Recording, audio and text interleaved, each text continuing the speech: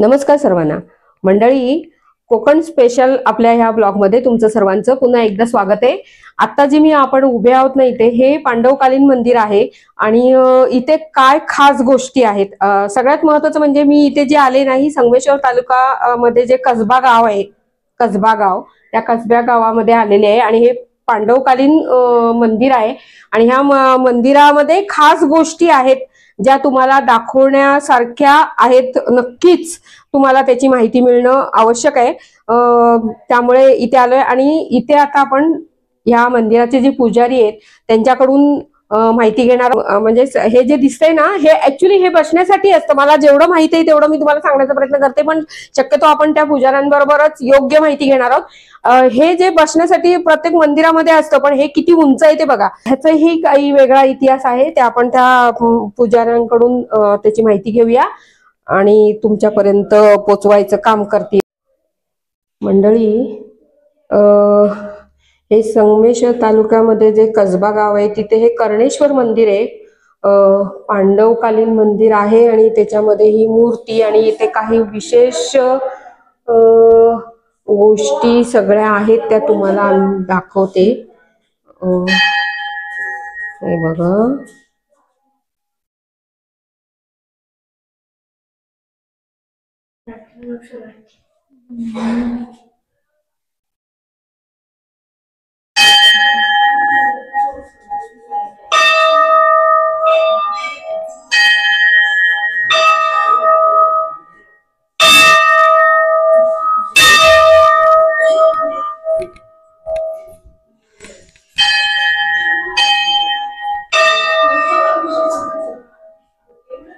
हे सगळ्या पुरातन एक मूर्ती.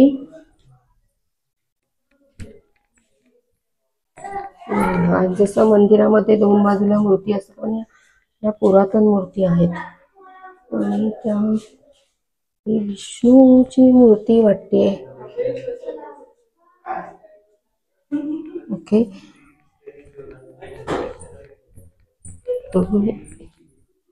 इथे शिलालेख आहे. तिथे काही लिहिलेलं आहे आणि हे जे आहे ना, इथे काहीतरी भुयार आहे.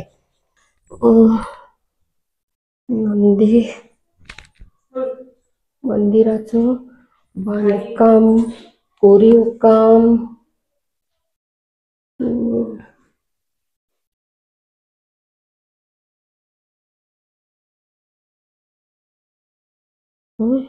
आणि ही जे दिसते ना, ही ताट आहेत आणि ती उलटी घातलेली केवढी मोठी ताट आहेत ती बघा. एक त्या मंदिरात आहे, हे इथे दुसरं आहे आणि ह्या साईडला एक आहे.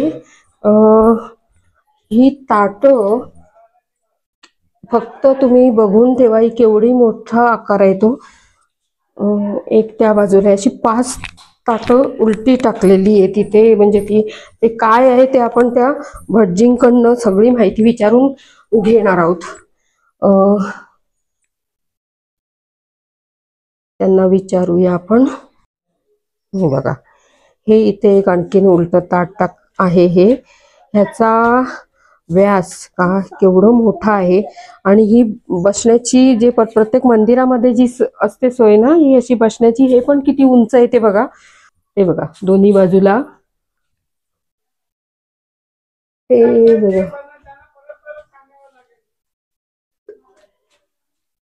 आता हे मंदिर आहे ना, कोल्हापूरचं महालक्ष्मी मंदिर, ज्योतिबा, खिद्रापूरचं शिव मंदिर, नाशिकचं त्र्यंबकेश्वर, त्यापैकी हेमाडपंथी कर्णेश्वर. हात ओढून छनीन तयार केले. त्याला लोखंड, लाकूड, सिमेंट, मशिनरी वापरलेली नाही.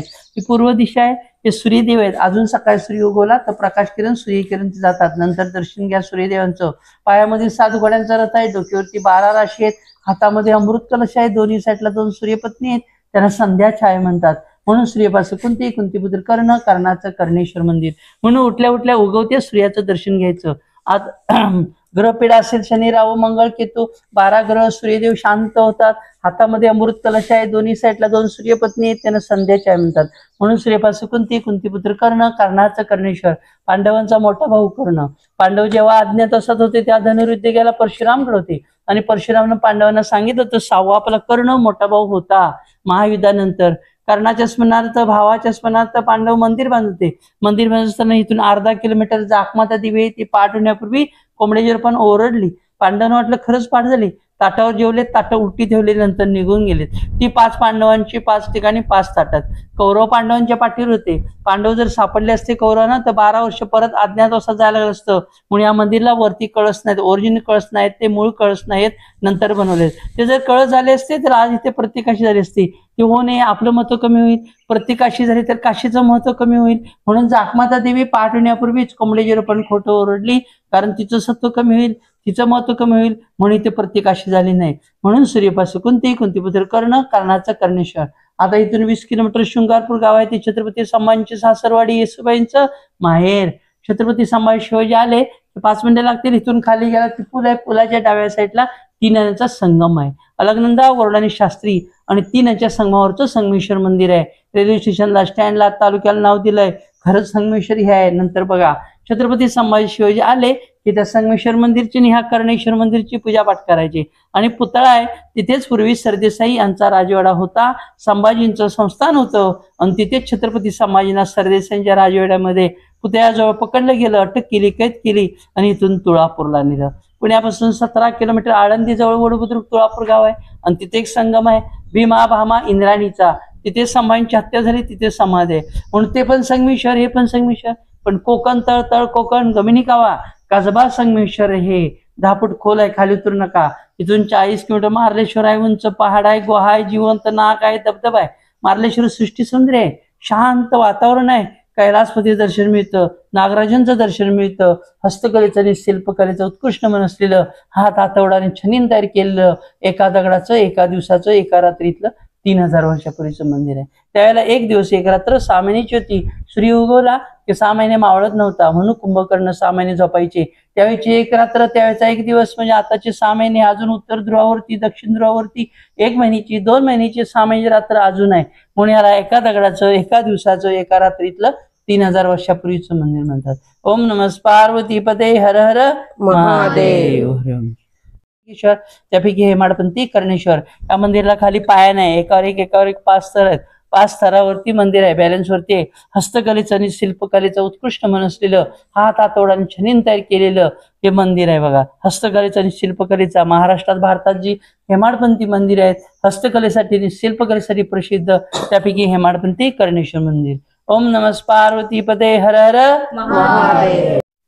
मला माहिती हवे, तिथे जी ती ताटं जी 5 उलटी घातलीत, त्याची काय स्टोरी म्हणाला तुम्ही?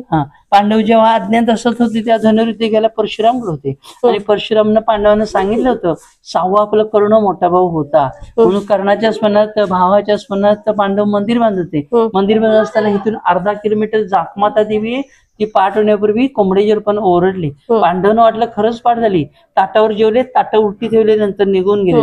कौरव पांडवांच्या पाठीवर होते. पांडव जर सापडले असते कौरवांना तर परत 12 वर्ष अज्ञातवासात जायला असतं पांडवांना. म्हणून या मंदिरला वरती कळस झाले नाहीयेत. पांडव ताटावर जेवले, ताटं उलटी ठेवले. एवढी मोठी ताटं? हा, याच्या खाली खरी ताट आहे. असं म्हणजे ही ह्या खुणा आहेत. खुणा, अच्छा. म्हणजे ती ताटं एवढी मोठी नाही, खाली खाली अच्छा, खाली खरी ताट आहेत असं. आणि तिथे ती शिलालेख आहे, त्याच्यावर तो देवनागरी आहे का ते मोडी लिपी आहे काय? देवनागरी. पण मग तिथे थोडस आम्हाला असं कळलं की तिथे खाली गुहा आहे.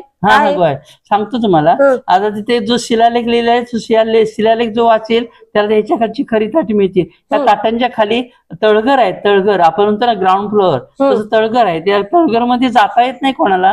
जो वाचेल तो जाऊ शकतो, त्याला दैवी शक्ती प्राप्त होईल, ह्याच्या खाली जाता येईल. अजून कोणाला वाट माहिती नाही ती वाट ती जर वाट जर समजली तर त्याच्या खाली जाता येईल, तळघरात जाता येईल. तळघरात गेल्यानंतर खरी ताटं मिळतील. अच्छा, पण असं आहे. पण मग ती देवनागरी लिपी अजून कोणी वाचलेली नाही? वाचतात, अर्थ नाही लागत. पण पुरातत्व विभाग म्हणा, सगळे येऊन गेले. नाही, बाहेर अमेरिका, जर्मन, अमेरिकेला, इंग्लंडला पण याचं ट्रेसिंग गेलंय. ट्रेसिंग आहे ना, ट्रेसिंग गेलंय, पण त्याचा अर्थ नाही लागत. अर्थ अजून लागलाच नाहीये. त्याच्यामुळे हे गुढ कळलेलं नाहीये. अरे बापरे. गुप्त हा. आहे असं. बरोबर आहे, गुप्तधन म्हणतात. गुप्तधन. पण म्हणजे ते आता ती लिपीच कोणाला वाचता आली नाही, नाहीये नाही, आणि त्याचा अर्थ कळला नाहीये, नाही, नाही, त्याच्यामुळे ते भुयारही कळलं नाहीये. नाही नाही नाही, आणि ज्याला भुयार कळलं त्याला आतलं मिळेल, तुझं असं. आत जाऊ शकतो. असं. हा, ती सुद्धा दैवी शक्ती आहे. कोणा जात नाही. आता आमची इथली 15 पिढी, आम्ही जाऊ शकत नाही. 15 पिढी आमची. 15वी पिढी. हा. आणि हे बाहेर जे बसण्यासाठी ते उंच केलंय ना, असं जरी तू घेऊन जा तुला बारका. तो बाहेर बसण्यासाठी जे आहे ना, असा कठडे जे 2 आहेत होय. ते एवढे उंच आहेत, म्हणजे हा, जवळजवळ ते काय एवढे हा. उंच का? भीम 14 फूट उंच होते. असं, आपलं असं, असं, दुप्पट. असं. आपली छाती आहे ना पांडवांची, हा. ती कंबर, हा, त्यांच्या उंचीप्रमाणे ते हे आहेत ते. त्यांच्या उंचीप्रमाणे बांधलेले आहेत, कारण पायऱ्या पण बऱ्यापैकी उंच आहेत. हो, भीम 14 फूट उंच होते. आपली छाती आहे, त्यांची कंबर आहे, त्याच्यामुळे ते उंच ठेवलेले आहेत, ते उंच आहेत ते. आणि महाद्वार मध्ये 8 दिशांचे देव आहेत, म्हणून देवांचा देव महादेव म्हणतात. त्यानंतर एका दगडात 3 फुलं आहेत महाद्वार मध्ये. नंतर बघा, फोटो काढून घ्या. एका दगडात 3 फुलं आहेत. दाराच्या वरती शेष विष्णू आहे, ते विष्णूच्या डोकीच्या वरती दशावतार आहेत. पहिला मत्स्य, कुर्म, वराह, नरसिंह, वामन, परशुराम, राम, कृष्ण, बौद्ध आणि कलंकी. गौतम बुद्धानंतर कलंकी चालू झाला, सुनामी, लाटा, भूकंप आणि करोना चालू झाला. त्यामुळे ते गौतम बुद्धाचं मूर्ती आणि कलंकीचं कुठं देत नाहीत, 8च अवतार प्रत्येक जण देतात. इथे गौतम बुद्ध आणि कलंकी पण दिलेलं आहे. महाद्वार मध्ये 8 दिशांची देव आहेत. दक्षिणेला दारावरती मंदिराची प्रतिकृती आहे. उत्तरेला आहे बघा, इकडे समुद्र मंथन आहे दारावरती. नंतर तुम्ही फोटो काढून घेतला तरी चालेल. आता तुम्हाला माहिती सांगितली. त्यानंतर हे मंदिराला, संपूर्ण मंदिराला लेण्या आहेत, अजिंठा वेरूळ सारख्या लेण्या आहेत. त्या लेण्या, त्या मूर्तींचं महत्व म्हणजे कसं, ते दर्शन घेऊन आज जायचं असतं, म्हणजे आपल्याला शांती मिळते. इतर जे हे असतात ग्रहमान पीडा वगैरे, इतर हे काय असतं, दूषित भावना असते, ती दूषित भावना नष्ट होते. म्हणून ती वरची साईडला सभोवती हे आहेत, शिल्प आहेत. शिल्प आहेत. हा, हे असं ते शिल्प आहेत. मी तिथून दाखवते. शिल्प आहेत. आणि दुसरं, इथून पुढे गेल्यानंतर, आता इथून पुढे गेल्यानंतर एक खांब लागेल कोडरिंग गावच्या समोर. तिथून उजव्या साईडला जायचं. उजव्या साईडला गेल्यानंतर डाव्या साईडला जायचं. तिथे छत्रपती संभाजींचा पूर्वीचा राजवाडा आहे. आणि तिथून जरा पुढे गेला 5 मिनिटावरती तिथे पूर्वीचे पुरातन मंदिर आहेत, त्यांच्यामध्ये अशी शिल्पकला आहे. लक्षात ना, ते दर्शन घेण्यासाठी ठेवलेले आहेत. ते घ्या. हे बघा, ही अजिंठा वेरूळला जी शिल्प आहेत ना, त्या पद्धतीने पूर्ण शिल्प आहेत, संपूर्ण मंदिराला आहेत. मी आता गोल फिरत नाही, हे पूर्ण मंदिराला आहे अशी शिल्प. ऍक्च्युली ह्या मंदिराची उंची एवढी आहे की पायऱ्यांची उंची पण मोठी आहे. हे बघा, हे इथे विष्णूची मूर्ती आहे आणि हे दशावतार पण आहेत. पूर्ण गोल. हे वामन अवतार आहे. हातात कुंडल, हा वामन अवतार आहे. पूर्ण वगैरे कसं कळणार?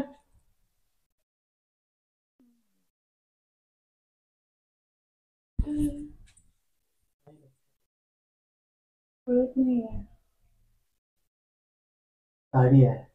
पूर्ण तो गुरमावर बसलेला आहे. नाही, तो मेष आहे ना? मेष आहे. हे बघा, हे जे आहे ना, हे शिलालेख आहे आणि ह्याच्यावरती ते देवनागरीमध्ये लिहिलेलं आहे.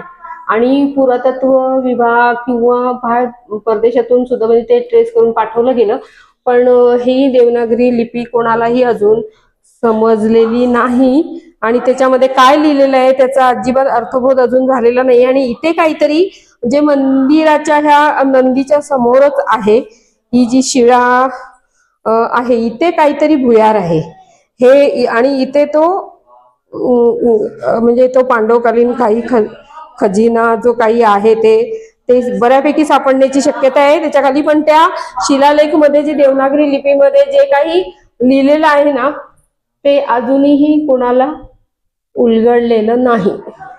आता हे गद्देगळ, गद्देगळ कशासाठी वापरतात तर पूर्वी मुस्लिम लोक हिंदूंची मंदिरं पाडायचे, हिंदूंचं बदनामी करायची, त्यासाठी ते गद्देगळाचा वापर करायचे. आणि गद्देगळ पाडू नये आणि मंदिर पाडू नये म्हणून ते गद्देगळाचा वापर केलेला आहे. तो जो पाडेल किंवा मंदिराचं नुकसान करील त्यांना तो शाप आहे, तो शिवी दिलेली आहे. घाटावरची शिवी असते ती शिवी दिलेली आहे.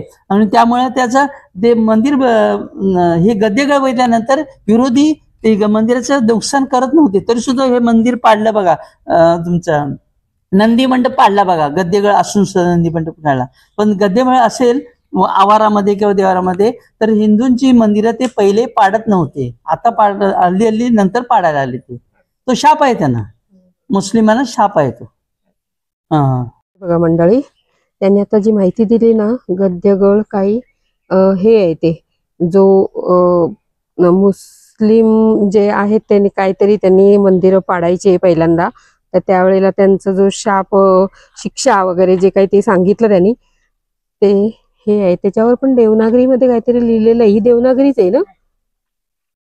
नाही, मग देवनागरी नाही. मग कोणती आहे लिपी? देवनागरी सारख्याच बऱ्याच लिपी आहेत. म्हणजे शुद्ध ते देवनागरी, पण ते शुद्ध आपल्याला देवनागरी वाचता असेल. येत नाहीये, ते पण काहीतरी ते वेगळ्या इतिहास अभ्यासकांचे वाचून झालेलं आहे, त्याचं कुठेतरी तुला मिळेल. मंडळी, आपण अशा ठिकाणी उभे आहोत ना, ही ऐतिहासिक जागा आहे. आणि मी उगीच काहीतरी चुकीचं बोलणार नाही. माझी मुलगी इथे आहे, तिचं हिस्ट्री स्पेशल होतं, त्याच्यामुळे तिच्याकडूनच व्यवस्थित तुम्हाला योग्य माहिती मिळेल अशा पद्धतीने तीच तुम्हाला सांगेल याच्यानंतर. नमस्कार. आपण आता ज्या ठिकाणी उभे आहोत तो सरदेसाई वाडा, जो आपण छावा चित्रपटात बघितला, जिथनं संभाजी महाराजांना पकडलं गेलं औरंगजेबाकडनं, त्या वाड्याचे हे अवशेष आता उरलेले आहेत. ही खूप मोठी वास्तू होती. आपण जर नीट बघितलं तर हा जेवढा एरिया दिसतोय, हे लोकांना वाटतं, बरीच लोक छावा चित्रपटानंतर इथे आली छत्रपती संभाजी महाराजांना ट्रिब्यूट्स पे करायला, तर त्यांना वाटतं की हे जेवढं आहे तेवढंच तो वाडा होता इथे. पण तेवढं नसून हे आपल्याला हे जे आता खांबाचे अवशेष दिसत आहेत, हा पूर्ण परिसर, हा एवढा मोठा वाडा होता. सरदेसाई वाडा नाव आहे याचं. इथे छत्रपती संभाजी महाराजांनी एक बैठक योजली होती. सगळ्या त्यांच्या मुख्य वतनदारांना आणि मंत्रींना इथे बोलवलं होतं, आणि त्यापैकीच कोणीतरी फितुरी करून मुकर्रब खानाला हे कळवलं की महाराज इथे आहेत, आणि त्यामुळे महाराजांना इथून संगमेश्वरवरनं पकडण्यात आलं.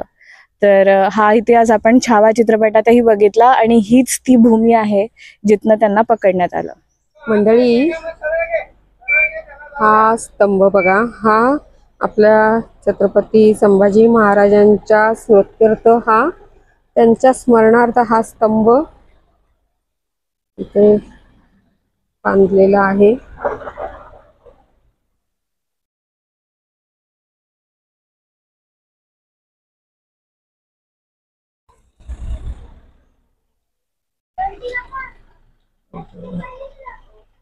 वाडा तर आपण पाहिला आता.